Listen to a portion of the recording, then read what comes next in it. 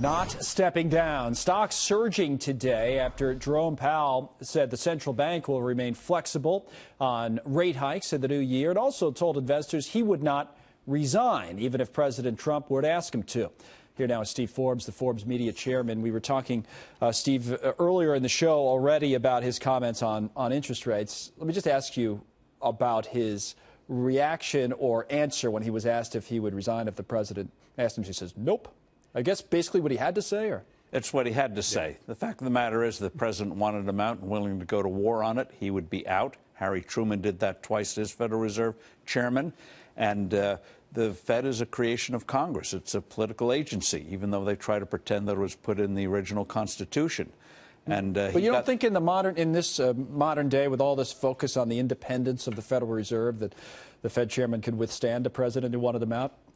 If the president wanted him out, remember, Treasury by law sets dollar policy, not the Federal Reserve. So you combine the Treasury Department, the executive branch, you can force something. They'll come up with something that will reform and guaranteeing future independence. But if you wanted him ultimately out and willing to spend the political capital, out. But you're not predicting that at all. No.